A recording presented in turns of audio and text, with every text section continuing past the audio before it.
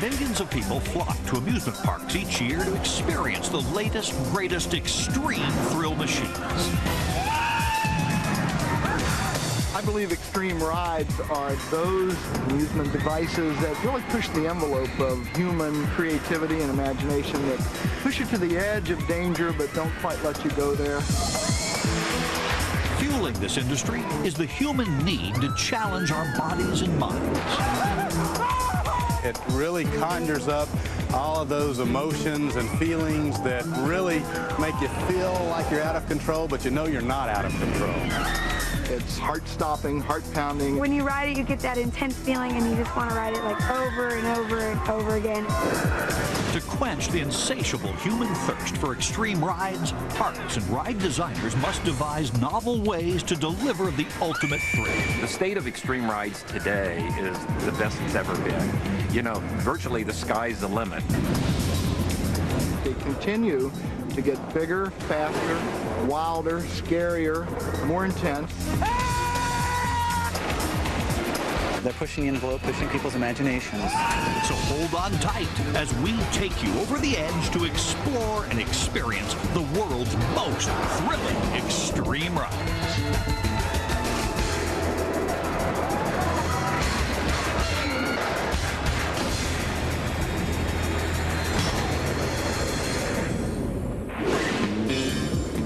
Some 317 million Americans visited 450 amusement parks in the United States last year.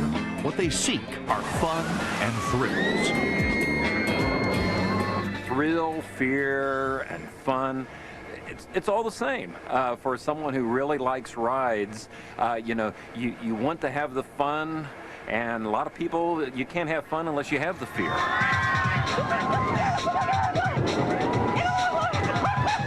Safely experiencing fear of the park is through extreme speeds and heights. An extreme ride is a ride that will give you a huge adrenaline rush, and it will give you a concept of risk, even when there is no risk involved.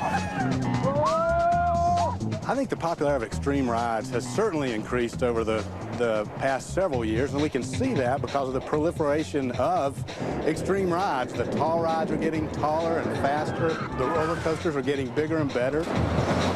Roller coasters have become one of the most popular forms of extreme rides. There are more than 600 coasters in the United States, and 35 new ones opened in 2001. People are just more excited about doing things that takes them to the edge.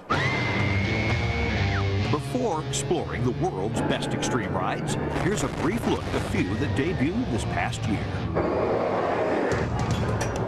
Busch Garden, Tampa Bay opened Rhino Rally, a four-wheel drive off-road safari adventure. The Northeast's tallest and longest inverted coaster, Talon, took flight at Dorney Park in Allentown, Pennsylvania, soaring 135 feet high and measuring 3,110 feet long. With today's technology, you're finding that with roller coasters, we can now do more things. We can now create a flying sensation, a diving sensation, things that you can do on a roller coaster that, unless you're a pilot or a skydiver, you can't get anywhere else. So that's why you're seeing an increase in extreme thrill rides. Down south, Silver Dollar City in Branson, Missouri unleashed Wildfire. This 66-mile-per-hour sit-down coaster races across 3 acres of woods and hills. Six Flags Over Texas in Fort Worth produced Titan, the Lone Star's largest ride. Titan's supports and track consume more than 2.8 million pounds of steel. That's enough steel to build over 16,000 cars. Towering 25 stories, this 85-mile-per-hour extreme ride drops guests at a near vertical 61-degree angle.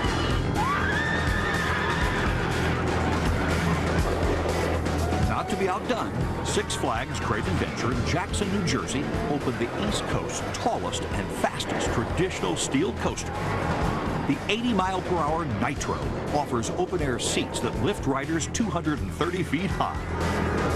Then it blasts them into extreme maneuvers that include a 215-foot first drop, double highly banked horizontal flat loops, an S-curve, and a high-speed hammerhead featuring intense tight twists and turns. There's a precipice that people want to approach, and they don't want to go over the edge, but they want to get right up close to it and look over the side and see what's down there. And I think extreme rides deliver that, and I believe the riding public, people who come to our parks, expect that. I believe they demand it. Fulfilling that demand, DeJaVu opened at Six Flags Magic Mountain in Valencia, California, Six Flags Over Georgia in Atlanta, and Six Flags Great America in Gurnee, Illinois.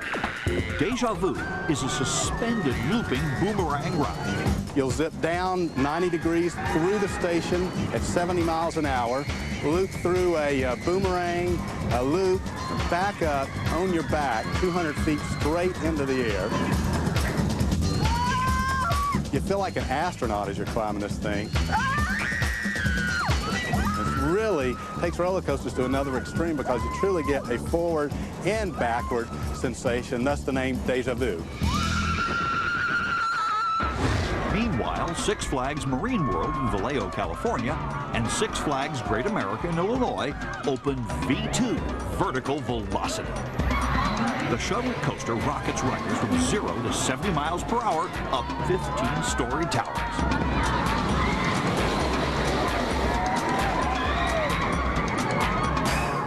Paramount's King's Dominion in Doswell, Virginia, aim to redefine extreme by unveiling Hypersonic. The world's first air-launch coaster utilizes shock absorbers, rubber tires, and compressed air technology to jettison riders from 0 to 80 miles per hour in less than 2 seconds. The whole idea of coming to a park or going onto an extreme ride is the feeling that you're escaping from everything else and you're away from the mundane and you're doing something very special. So it's a real rush for a lot of people.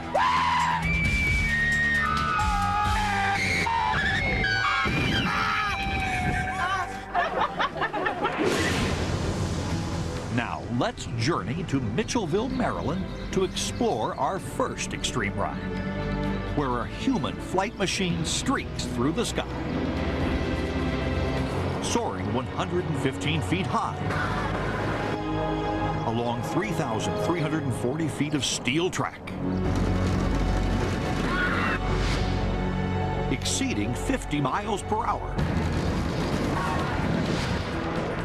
coursing through a horseshoe inversion, a vertical loop, a pair of corkscrews, and 4 180-degree flips. And it can only be faced lying down. Yeah! Batwing, Six Flags America! Absolutely extreme! Woo!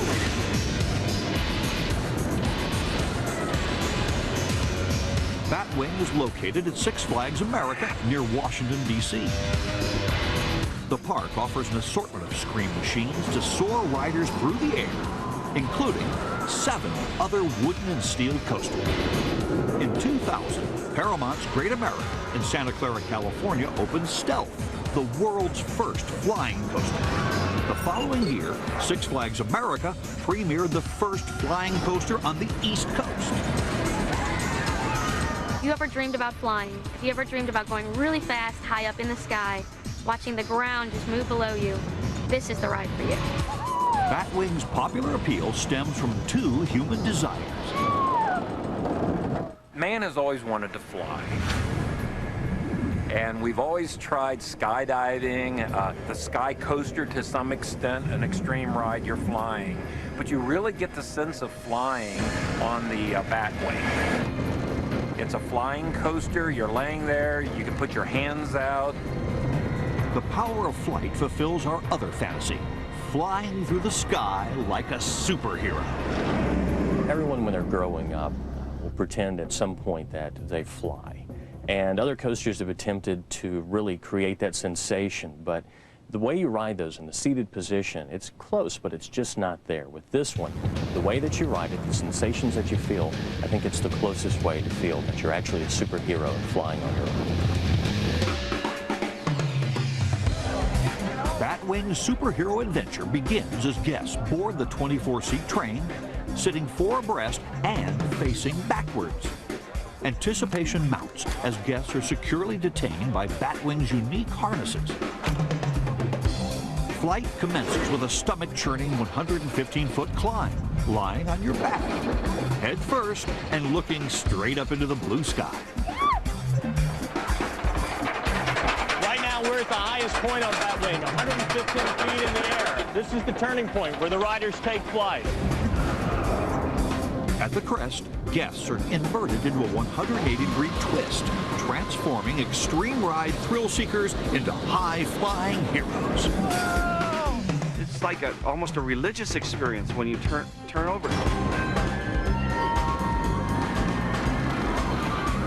It's unlike any other roller coaster experience I've ever had. Once you ride it, you're riding in a laying down position. For some people, it's quite frightening. I thought it was an absolute rush. I've been on 422 different roller coasters in the United States and Canada. I've probably ridden Batwing close to 50, I don't know, 75 times.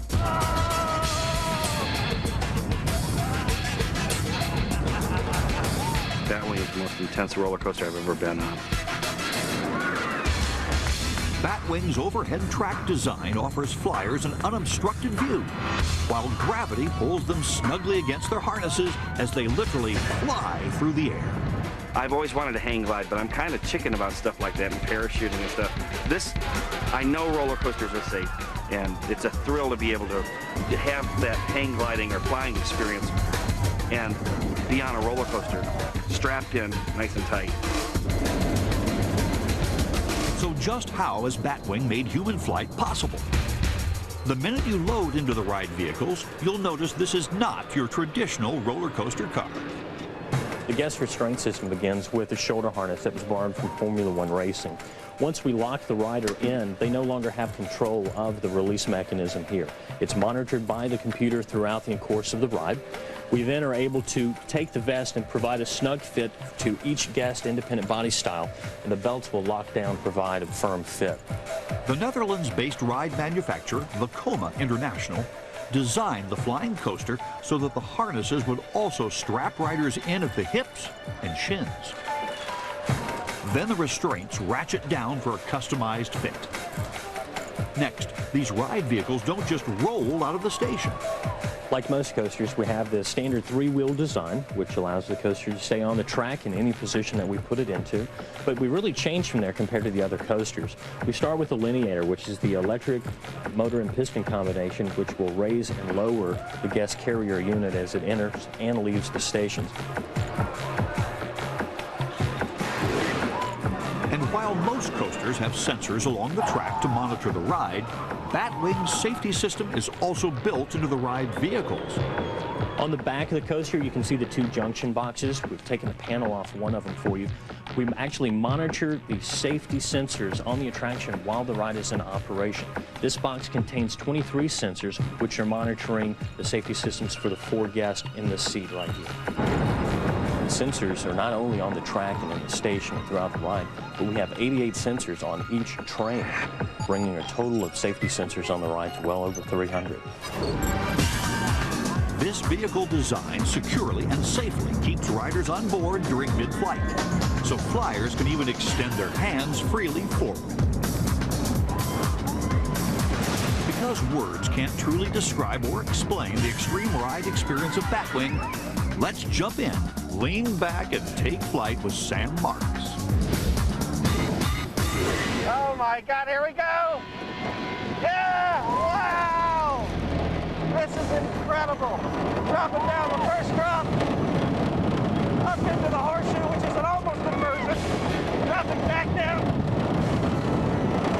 flipping onto the back for the most extreme part of this ride, the vertical loop. Oh my God! You'll never experience G-forces like that. Flipping back over to the flying position. We're coming around to another wide turn into the flying corkscrew. Whoa, yeah! Unbelievable. And to finish this ride off, a low flying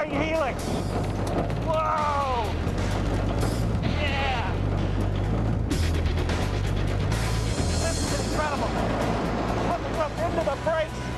Batwing. Batwing is Six Flags America. Absolutely extreme. Thrills, Chills, and Spills is brought to you.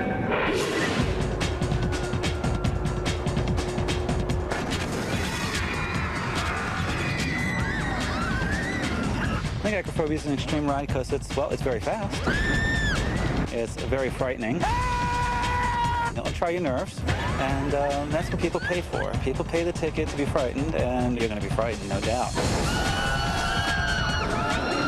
There are people who need thrills, just like people need horror movies and people need comedy. People need a drama to cry or whatever. And acrophobia just makes sure that you're scared of heights, even if you're not.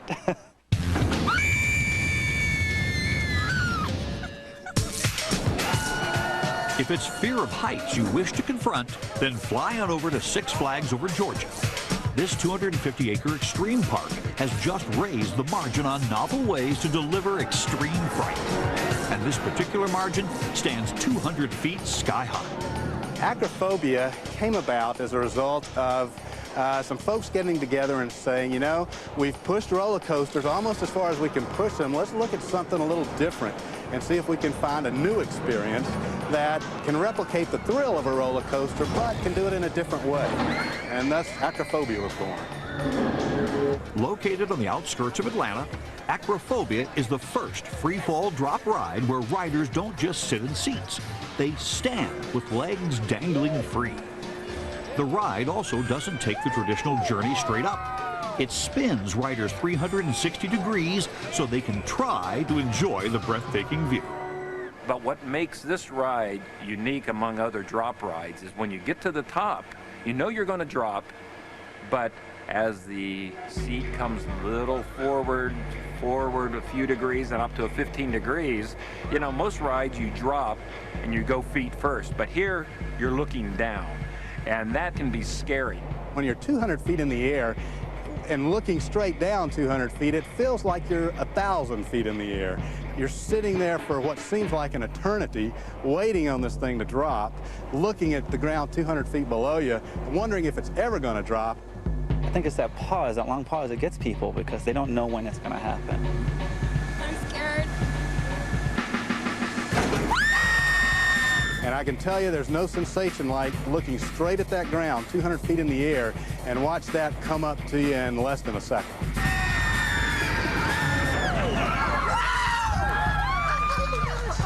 It just creates an adrenaline rush like none other. Oh, man. Oh, my God. Screams are a great sign on thrill rides. We know that we've accomplished our task with the thrill ride if we hear screams. To deliver these screams and laughs, Acrophobia employs a myriad of mechanical, electrical, hydraulic, and pneumatic functions to accomplish each ride cycle. The ride's creators, Intamin of Switzerland, designed Acrophobia with a lift system that locks and attaches to the 65,000-pound seating ring.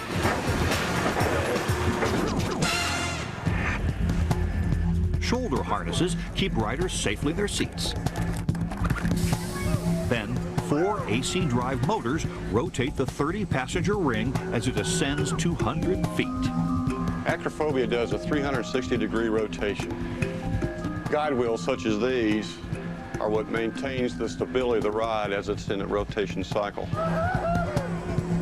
The motors drive the ring upward at 3 meters per second or 6 to 7 miles per hour.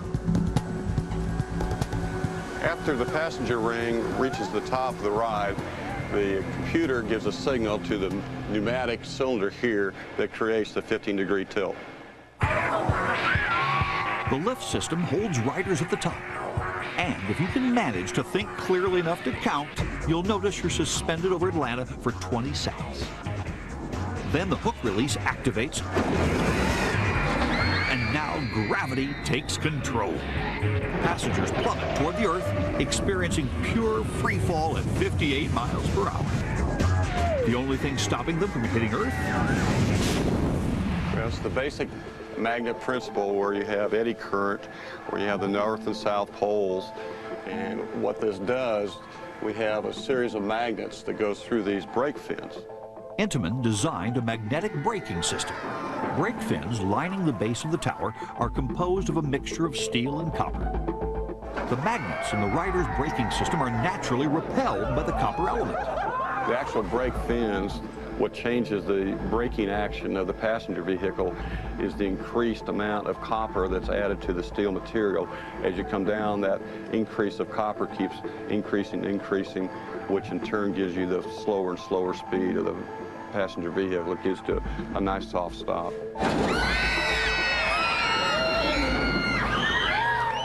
These are permanent magnets. They stay in their permanent state, and it's totally fail-safe. There's nothing feeding this as far as electrical power. It's purely a mechanical magnet installation. The ride's magnetic brakes create a 3G finale for passengers, which means riders will feel 3 times the normal force of gravity. The combination of safety and thrills is what keeps extreme riders like Robert Nagy coming back for more. I've ridden acrophobia quite a few times, and I guess because I'm somewhat of an extreme ride fanatic. I had quite a bit of experience with acrophobia. As opposed to sitting at a desk, plunging 161 feet is a nice way to end a day. Here we are at Six Flags Over Georgia on acrophobia, definitely an extreme ride. We're twisting and turning up a tower which is approximately 200 feet tall.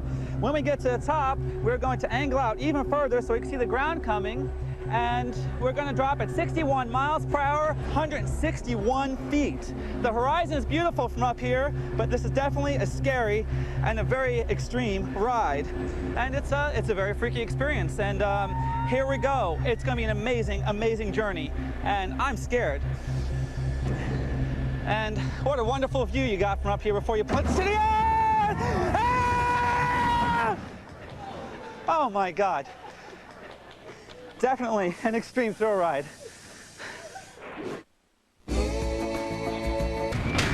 A recent addition to the Extreme Ride arsenal is located right here at Knott's Berry Farm in Buena Park, California. Ghost Rider. It's extreme in speed, surprises, and size. The 118-foot tall structure is monstrous in density. That's because the Golden State's earthquake safety standards require twice as much lumber as a typical coaster built in other parts of the country. Ghost Rider has 2.5 million board feet of lumber. When you're riding the ride, it gives you that feeling that you don't know where you're going because of all the lumber and the turns that are in the ride. It keeps you on your toes and keeps you guessing. Extreme ride aficionados call Ghost Rider an extreme ride because its 4,500-foot long track is filled with non-stop drops, turns, twists, and bends.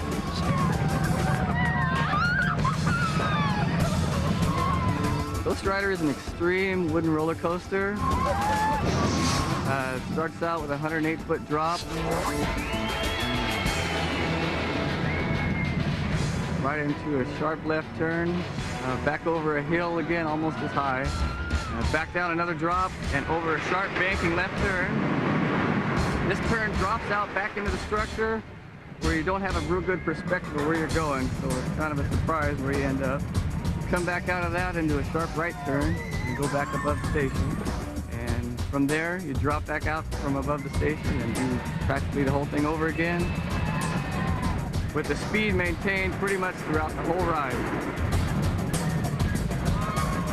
Maintaining the 56-mile-per-hour speed that it hits coming down its first drop is accomplished thanks to the structure's massive amounts of southern yellow pine. The structural sturdiness actually conserves the energy and speed of the trains. At the same time, the flexibility of the wood creates a different physical effect on the ride experience. This ride is pretty smooth. It's a wooden coaster, so the wood absorbs some of the shock from the train. And the structure also gives a little bit. It absorbs some of that shock, so it keeps it pretty smooth. Built by Custom Coasters of Cincinnati, Ohio, Ghost Rider doesn't begin immediately with a lift hill like traditional coasters. It drops into a small ravine first. Then, Riders are treated to 14 hills, 10 crossovers, and 3 bridges while experiencing more than 3 Gs. The Scream Machine keeps its fast and furious pacing to the very end. One of the reasons the ride feels so fast is there are no trim brakes throughout the entire ride, only at the end when you come into the station, just to slow you down enough to bring you to a stop in the station. The fact that Ghost Rider is a wooden coaster adds to the scare factor. I think wooden roller coasters are scarier because you hear that creaking of the wood and it just looks more man-made, I guess, and so it has that more risk factor of like, you just kind of think it could just crumble, which is really scary. If Ghost Rider is a bundle of untamed fury in the daytime, its extreme thrills and chills go off the scale at night, especially in October, when Knott's Berry Farm transforms into Knott's Scary Farm. I think Ghost Rider is better at night because it makes it scarier because you don't know what's coming next and you really can't see what's in front of you. So you never know if you're going to go down a drop or hit a sharp turn or if it's going to slow down or speed up. So it makes it scary because you never know what's going to happen next. Knott's got into the Halloween scare business almost 30 years ago. Its annual Halloween haunt has become so successful at attracting sold-out crowds, similar Fright Night festivities have been picked up by parks across the country. Halloween is becoming an event that increases in popularity. It's the second largest holiday after Christmas. Halloween haunt is an environment that they know that they can come out and be scared. They know that the scares are built to have fun, and that's what the industry tries to provide. The haunt starts with the basic fright element, darkness. Then fall, ghosts, and monsters add more thrills and chills into the fright mix. They have about 700 monsters that come out, and you basically come to get scared, the wits out of you. Monsters lurk behind every corner, welcoming wary guests into their lair. While in the park's ghost town, a haunted mine shaft offers to thrill guests with a spirited dark ride aboard Ghost Rider. I think Ghost Rider is definitely appropriate during haunt because it's an extra scare factor. You know, you're not just being scared, with monsters and stuff, you're getting scared with an extreme ride, so it's great. Here we go! Join Mandy Murray for an extreme ride aboard Ghost Rider at night. To find out why this Scream Machine earns its title as one of the wildest and scariest coasters in the West. Oh my God!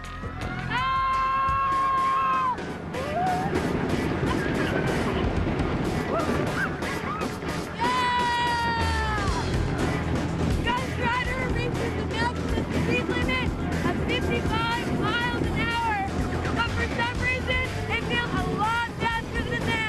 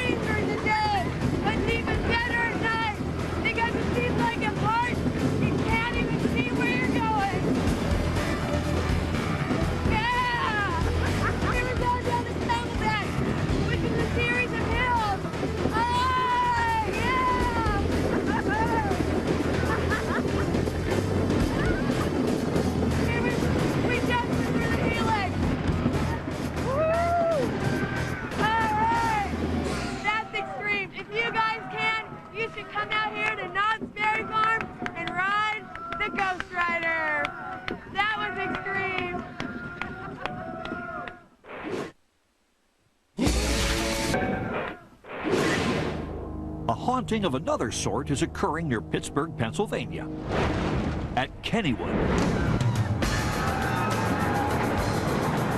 The park's Steel Phantom haunted riders since the coaster opened in 1991. Hurtling riders down its record-breaking 225-foot drop and into multiple loops plus a corkscrew, the Phantom made a name for itself in several top 10 coaster lists. But in the year 2000, Kennywood decided to do the unthinkable. The park decided it would tear down the Phantom to make room for a new extreme ride. We needed a new marketing pull. We didn't have any land available to build a major new coaster on. So we decided that it was time to remake the Steel Phantom, and what emerged was Phantom's Revenge.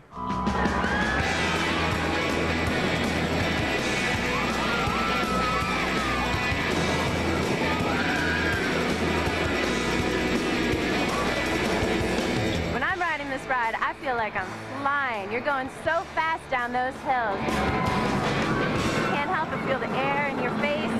So exciting. Phantom's Revenge opened in May of 2001. This 3,500-foot-long speed machine carries riders nearly 16 stories high. Then it drops them 160 feet before shooting them down a second, even longer, 232-foot drop, right through the neighboring Thunderbolt coaster. The second hill of the coaster is probably the best. You go down through a natural ravine, hitting 85 miles an hour. It's almost impossible to keep your hands up because you don't think there's any way you can make it through that second coaster. Bottom of the hill, make an 82-degree turn, come back around and go through it again. My favorite part of the ride is at the very end. There are a couple of bunny hills that get you out of your seat. You don't think anything else is coming because you're near the end, but it keeps going all the way through.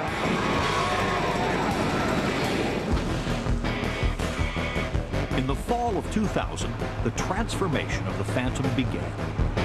Messing with something great may seem risky, but it wasn't new to Kennywood. The park refashioned the Pippin in the 1960s, and from that was born the Thunderbolt, which today ranks as one of the world's top 10 wooden coasters. Well, we thought that we could probably apply the same principle to the remaking of the Steel Phantom, and what emerged was a blending of the two rides. We kept the best parts of the Steel Phantom, and frankly, we kept the parts where a lot of the capital investment was, the incline, the safety system, the station. The park and ride designer D.H. Morgan Manufacturing added new elements while still keeping the 160-foot first drop intact. When we built this coaster, we had to decide where to marry the old track with the new track, and we decided to do that just over the crown of the second drop. The park also wanted to retain the coaster's famous second drop that delivers a daring run through the park's Thunderbolt coaster. This was also one of the most challenging areas for the construction team.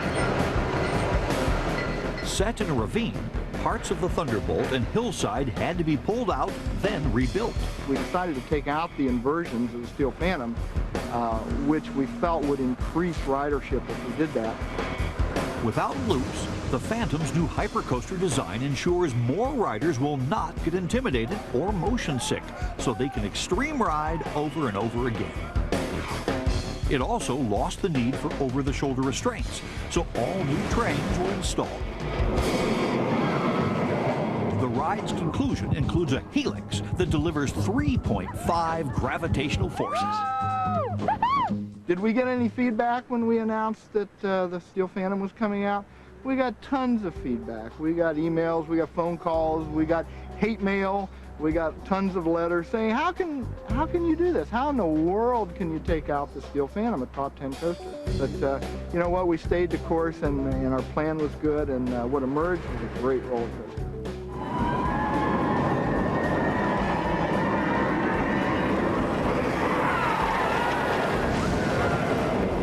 That they can make the Steel Phantom any better, but this is a great ride, definitely a top 10.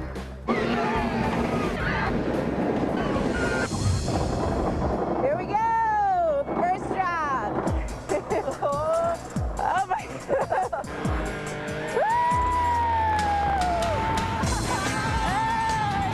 Here we go, up the second hill, 232 feet, through the Thunderbolt.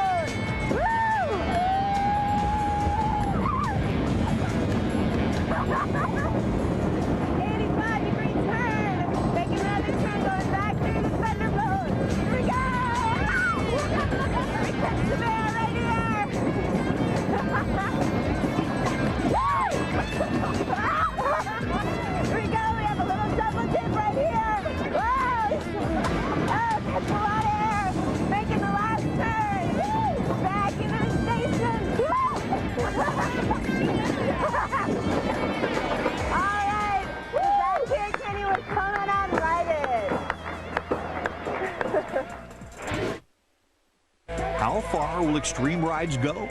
On December 21st of 2001, Fuji-Q Highland Park near Mount Fuji, Japan, unleashed the world's fastest coaster. Dodonpa, made by SNS Power of Utah, blasts riders from 0 to 107 miles per hour in under 2 seconds.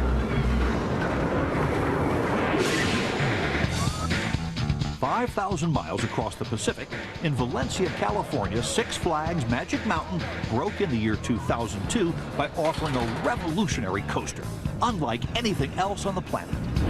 It's actually, the train is different than any other trains where you're spinning, so it's like, how can I describe it? I never seen a coaster like this. This ride, and they took it to the extreme. They really did. Come on, look at the drop, man. It's like if you're facing down, you're just like skydiving, man. You're like free falling. You don't know what's coming next.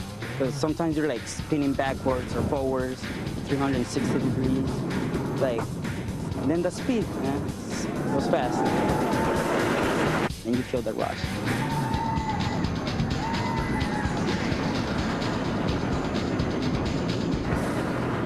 Hopefully I'll get to try it again. Like, woo, you know? The name of this one-of-a-kind scream machine? X, as in extreme.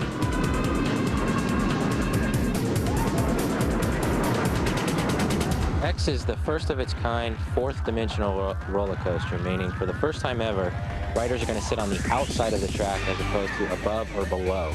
So what that means is, while you're sitting on the outside of the track, you're going to be spinning 360 degrees, forwards, backwards, you're going to be upside down, you're going to be right side up, you're going to be diving, climbing, looping, spinning, flying, all 76 miles per hour, all over the course of the entire track.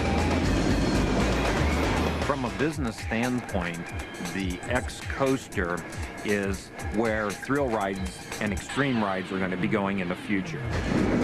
What X shows is the convergence of all the thrills that you come to know to escape everyday life. Being flipped upside down, being dropped at a steep angle. All these things is what X is. To stay ahead of the competition, Six Flags Magic Mountain likes to maintain a record of offering more coasters than any other park. X makes 15.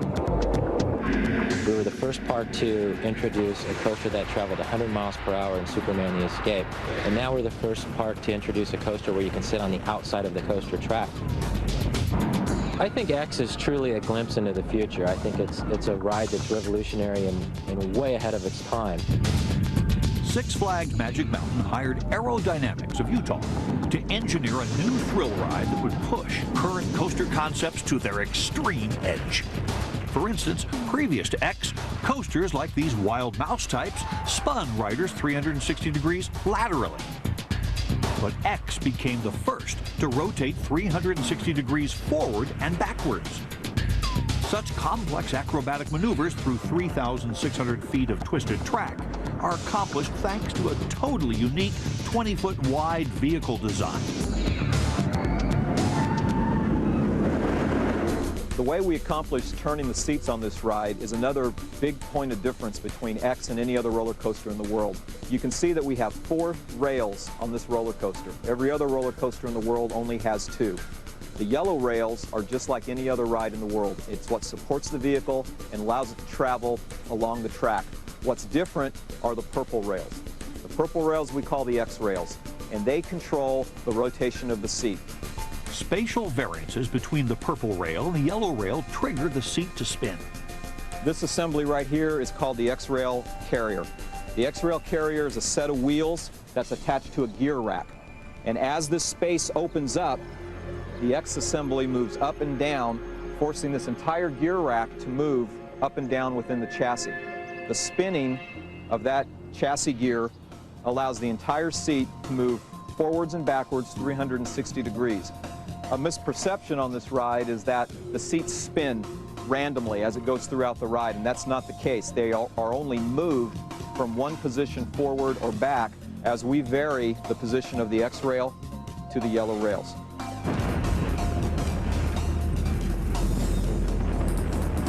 Another design characteristic that makes this ride very unique is the fact that it has both the elements of a suspended coaster track design and a traditional roller coaster track design.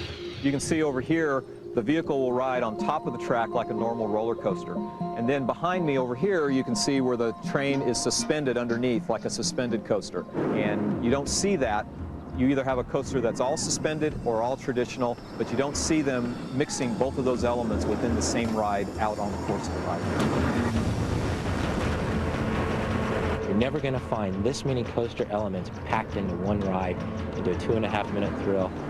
It's simply something you'll never forget. Woo! You gotta try it, man. It's just an extreme rush. So, wanna feel the drop, man? Come right here. We're about to leave. Here we go. Here we go. Okay, we're about to experience the first twisting front flip. So get ready. Here we go. Here comes our first drop. 89 degrees angle. Oh yeah! Woo! Here comes our first Raven loop, which is not a finished loop. Here comes our Raven loop. Woo! Oh my God! Oh! We're flipping. We're flipping.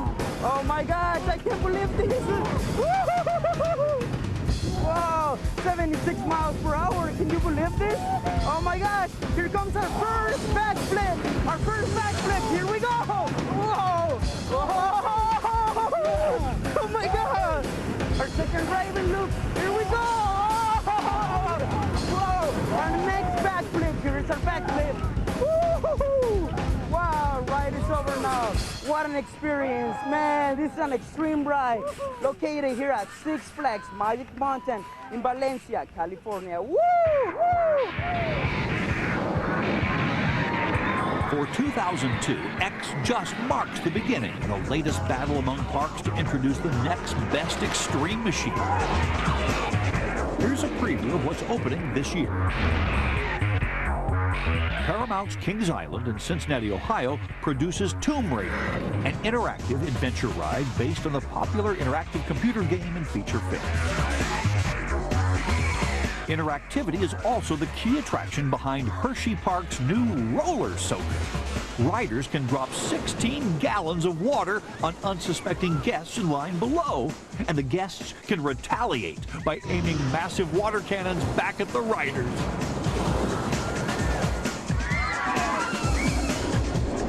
Cedar Point in Sandusky, Ohio defines extreme by erecting an innovative launching coaster. The 215-foot-high, 72-mile-per-hour Wicked Twister becomes the world's tallest and fastest double-twisting impulse coaster.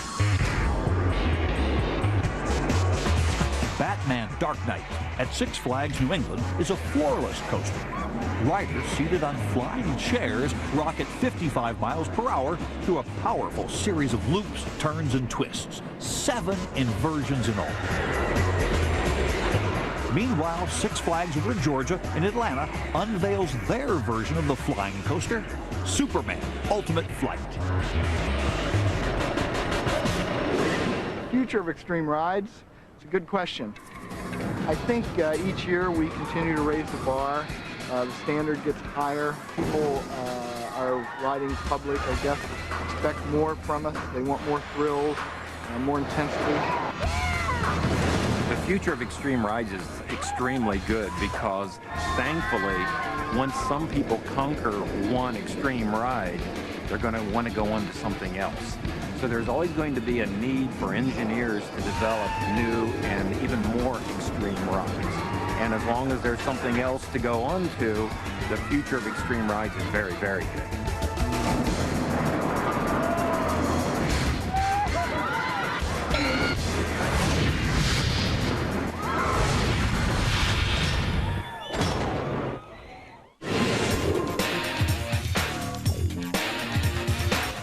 Coming up next, Best of Discovery Week continues with the latest and greatest screen machines on the ultimate guide to roller coasters. Plus, log on for more thrills, chills, and spins.